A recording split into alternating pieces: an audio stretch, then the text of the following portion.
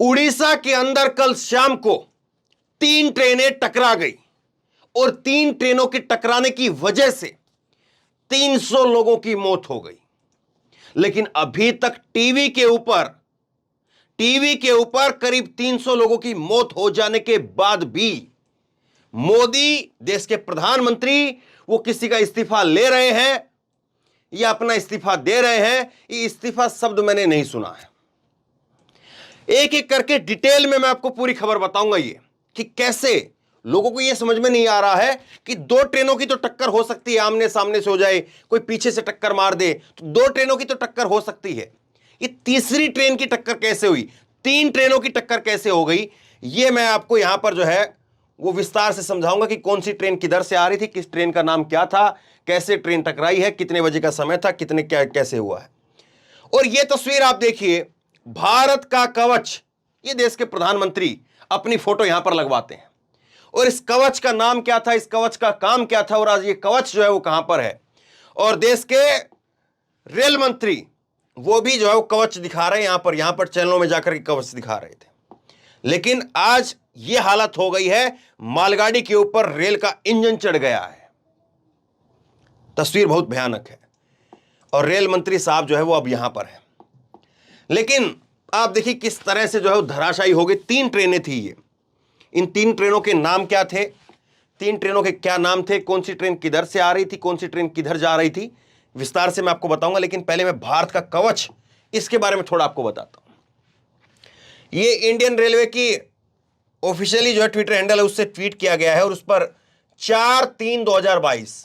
4 मार्च 2022 को ट्वीट किया है और इसमें बताया कि भारत का कवच जो है वो बनाया गया है।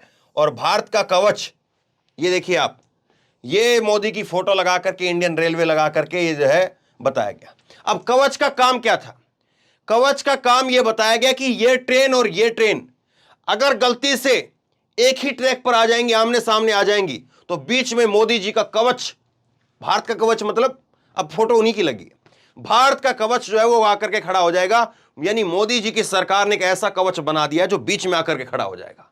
बाहुबली जैसे रूस और यूक्रेन का युद्ध मोदी रुकवा देते हैं उस तरीके से, और वो आकर के बीच में खड़ा हो जाएगा और दोनों ट्रेनें 400 मीटर की दूरी के ऊपर ही इमरजेंसी ब्रेक लगा करके रुक जाएंगी। यही बात जो है वो यहां पर रेल मंत्री साहब जो है समझा रहे थे कि एक ट्रेन यहां से आती है, एक ट्रेन यहां से आती है और यहां पर ऑटोमेटिक ब्रेक लग जाएंगे। लोको 2 और लोको 1, ये रेल मंत्री यहां पर खड़े हैं, ये यहां पर जो है बताने लग रहे थे। और यहां पर एक वीडियो है, ये वीडियो भी मैं आपको दिखाऊंगा।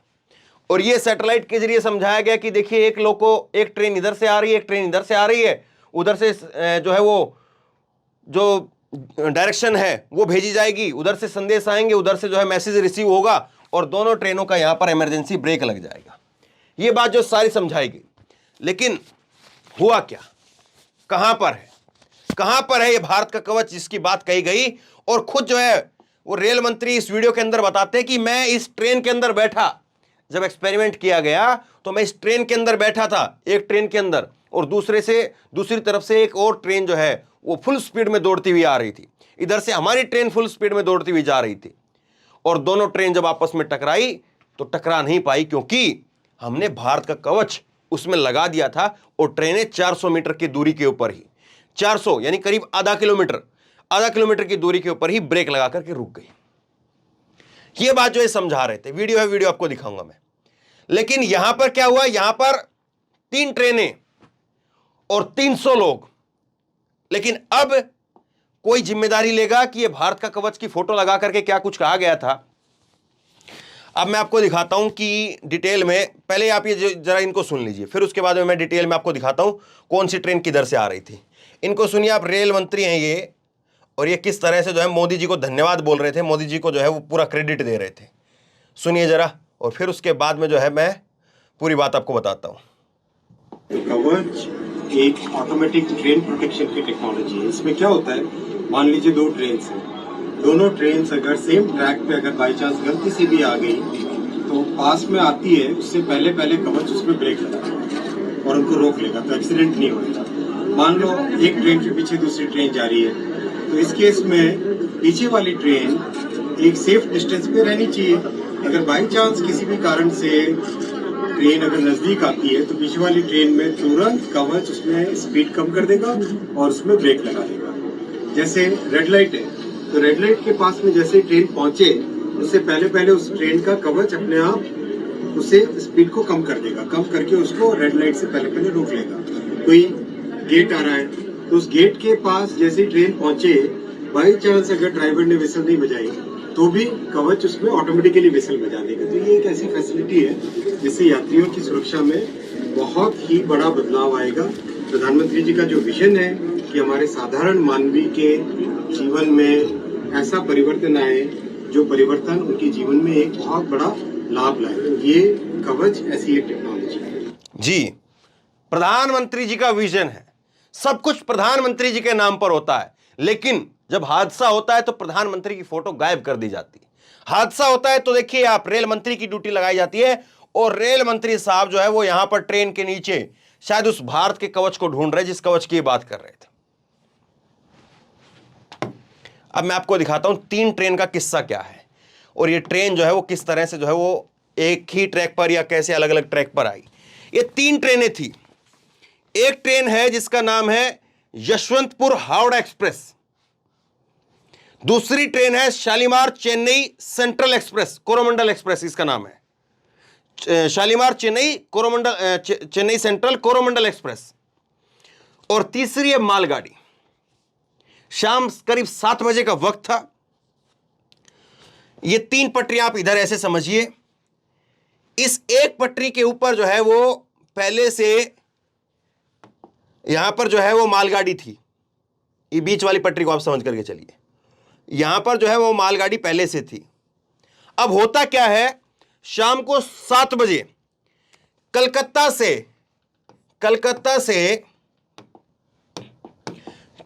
से चेन्नई की तरफ जो है वो जाने वाली कोरोमंडल एक्सप्रेस, ये कलकत्ता के शालीमार स्टेशन से चलती है। कलकत्ता से अब ये चेन्नई की तरफ जो है वो जा रही थी, कोरोमंडल एक्सप्रेस इसका नाम है। ये यहां से, ये कलकत्ता से जो है कलकत्ता की तरफ से आ रही है और आगे चेन्नई की तरफ ये जा रही है। तो ये यहां से जब चलती है तो यहां पर मालगाड़ी खड़ी है और ये मालगाड़ी जब यहां पर खड़ी है तो इसकी और मालगाड़ी की टक्कर हो जाती है। टक्कर ऐसी भीषण होती है कि ट्रेन का जो ये कोरोमंडल एक्सप्रेस ट्रेन है, इसका जो इंजन है वो मालगाड़ी के डिब्बों में चढ़ जाता है, मालगाड़ी के डिब्बों में चढ़ जाता है और बाकी के जो इसके डब्बे थे, ये डब्बे जो है ये इस लाइन पर आ गए पलट करके। और उसके बाद ये होता है कि दूसरी जो ट्रेन है, दूसरी ट्रेन थी और ये ट्रेन जो है वो हावड़ा जा रही थी, उधर से जो है वो कोलकाता की तरफ, हावड़ा की तरफ आने लग रही थी। दूसरी जो ट्रेन है, जो दूसरी ट्रेन है वो इधर से जो है वो कलकत्ता हावड़ा की तरफ जो है वो कलकत्ता की तरफ जो है जाने लग रही थी। अब वो जो ट्रेन आती है इस ट्रैक के ऊपर, वो ट्रेन थी इस ट्रैक पर, और इस ट्रैक पर जब ये डिब्बे, इस वाली जो मालगाड़ी के डिब्बे थे वो इधर बिखरे हुए थे, तो ये जो ट्रेन है, ये आ रही है ट्रेन, ये इन डिब्बों से टकराती है और ये भी यहां पर जो है एक्सीडेंट कर जाती है। मालगाड़ी यहां पर पहले से थी, मालगाड़ी को यहां पर जो ट्रेन है जो कलकत्ता की तरफ से चेन्नई जा रही है वो इसमें टकराती है, मालगाड़ी में चढ़ जाती है, डिब्बे उसके बिखर करके दूसरी लाइन पर चले जाते हैं और दूसरी लाइन पर जो गाड़ी आगे सामने से आ रही थी वो गाड़ी जो है वो टकरा जाती है। ये होता है। अब देखिए, ये इस तस्वीर के जरिए थोड़ा सा समझने की कोशिश कीजिए। जो मैंने आपको बताया है ये थोड़ा सा अगर आप यहां पर ग्राफिक के जरिए समझ पाए तो, कि किस तरह से जो है ये चीजें हुई हैं। अब ये देखिए, यहां पर पहली जो ट्रेन है वो ये ट्रेन है, पहली ट्रेन वो मालगाड़ी के ऊपर चढ़ी हुई है, दूसरी ट्रेन ये बीच में है, ये और ये तीसरी ट्रेन है। तो ये हालत हुई है, इस तरह से जो है वो हालत हुई है। और कवच का काम जो आप बता रहे हैं कि कवच जो है वो भारत का बना दिया, कवच का ये कर दिया, कवच वो कर दिया, तो अब सवाल देखिए क्या है, और इस्तीफा होना चाहिए कि नहीं होना चाहिए वो आप बताइए। सवाल यह है कि 3 ट्रेन जो है वो आपस में वो हो गई, ये यहां पर ऐसे समझिए इसको, ये 3 ट्रेनें जो है वो आपस में वो हो गई, टकरा गई। यहां पर 3 ट्रेन है, ये 1 ट्रेन, 2 ट्रेन और ये तीसरी ट्रेन, ये 3 ट्रेनें आपस में टकरा गई। तो कोई नहीं पूछे क्या कि ये जो आप कवच की बात कर रहे थे, कवच एक ट्रेन का भी काम नहीं करा क्या? जिस कवच के बारे में आप बता रहे थे कि ये कवच जो है वो ट्रेन के आगे और पीछे दोनों जगह लगा होता है। ये ट्रेन का इंजन समझिए, तो इंजन पर आगे यहां पर भी इसमें भी कवच लगा है, ताकि अगर कोई दो ट्रेनें जो हैं वो आपस में टकराएंगी, अगर आपस में जो है टकराती है तो वो यहां पर पीछे इसके भी कवच है और आगे भी, अगर आमने सामने आती हैं तो भी कवच रोक लेगा, और अगर कोई पीछे से आ जाती है तो भी कोई कवच रोक लेगा। तो 3 ट्रेन है, 3 ट्रेन में से किसी का कवच काम नहीं कर रहा, और अगर किसी का कवच काम नहीं कर रहा तो आप क्या काम कर रहे हैं? आपका कोई काम नहीं है। अब देखिए सीधी सी बात यह है, जब इस तरह की हालात हुई, ये जरा आप स्क्रीनशॉट आप लेकर के, अगर आपका कोई संबंधी वहां पर है तो स्क्रीनशॉट आप लेकर के, आप ये नंबर हैं, चेन्नई के हैं, बालेश्वर के हैं, शालीमार के हैं, हावड़ा के हैं, खड़गपुर के हैं, और ये बंगाल सरकार की तरफ से जो है कुछ हेल्पलाइन नंबर दिए गए हैं। आप ये स्क्रीनशॉट लेकर के तसल्ली से, अगर आपका कोई संबंधी है या आप किसी के बारे में जानना चाहते हैं तो ये इमरजेंसी नंबर है, आप इन पर फ़ोन मिलाइए और बात कर लीजिए। लेकिन अनावश्यक रूप से चेक करने के लिए मत मिलाइए कि हाँ घंटी जा रही है कि नहीं जा रही है, वैसी जो है वो पागलपन मत करिएगा। खैर, अब देखिए इतनी भयंकर जब टक्कर हुई है, इस तरह की टक्कर हुई है 300 लोगों की, करीब 300 लोग, अभी तक की जो रिपोर्ट है करीब 300 लोग जो है वो उसमें उनकी मौत हो चुकी है, किसी का इस्तीफा नहीं हो। और देखिए कैसा बना दिया गया है, कैसा बना दिया गया है लोगों को कि कोई पूछता भी नहीं है, कोई मीडिया बात भी नहीं करती है। कहीं तो किसी की जिम्मेदारी तय हो, बाद में कमेटी बना दी जाएगी, कमेटी के अंदर डाल दिया जाएगा कि साहब सिग्नल खराब थे। अभी जो शुरुआती जानकारी जो दी गई रेलवे की तरफ से वो यही है कि सिग्नल खराब थे। अब 1 सिग्नल खराब, 2 सिग्नल खराब, 3 सिग्नल खराब, या उस जगह के सिग्नल खराब, सोचिए जरा इस बात को। लेकिन किस तरह से जो है वो मुस्कुराती हुई फोटो लगाई जाती है और बताया जाता है कि देश बदल रहा है। वाकई देश बदल रहा है, देश बदलना भी चाहिए, लेकिन वो दिखे भी तो सही। केवल फोटो में देश बदल जाए, केवल फोटो के अंदर मुस्कुराती हुई फोटो लगा करके आप कहते देश बदल रहा है। आपके परिवार के लोग अगर उसमें होते तो सोचिए क्या होता। ट्रेन के अंदर लोगों के पूरे पूरे परिवार जो है सफर करते हैं, पूरा पूरा परिवार, किसी की शादी में जाना हो, कहीं जो है वो आना हो कहीं से, पूरा पूरा परिवार जो बुकिंग करवा के चलता है। 300 लोगों में ना जाने कितने लोगों के घर उजड़ गए। संपत्ति की बात तो मैं यहां पर कर ही नहीं रहा हूं कि कितनी संपत्ति का नुकसान हो गया, उसकी तो आप छोड़ ही दीजिए। और अब हम ये कह दें कि देखिए साहब पहले 700 लोग मरे थे 1981 के अंदर, तो वो बात नहीं चलेगी। अब का दौर अलग है, अब की टेक्नोलॉजी अलग है, अब के लोगों की डिमांड अलग है। पहले कोई ये कहे कि 1981 में जब रेलवे का हादसा हुआ था, ये मैं आंकड़ा बता रहा हूं आपको, जब करीब 750 लोगों की मौत हुई थी, लेकिन 1981 के अंदर ये फोन तो नहीं था ना कि हम ऐसे जो है वो बटन दबाएं, ऐसे जो है वो अंगूठा लगाएं और लोग खुल जाए। 1981 के अंदर तो ऐसा फोन नहीं था। 1981 के अंदर तो ऐसा बोर्ड भी नहीं था जिस पर मैं लिख करके अब समझा रहा हूं, ऐसे कॉपी पर लिख करके कॉपी पर बताना पड़ता था। तो टेक्नोलॉजी बदली है साहब। अब लोग उम्मीद करते हैं, अब लोग पैसा दे रहे हैं उस हिसाब से। आपने ट्रेन के अंदर क्या किया, आपने सीनियर सिटीजन की जो सब्सिडी मिलती थी उसको खत्म कर दिया।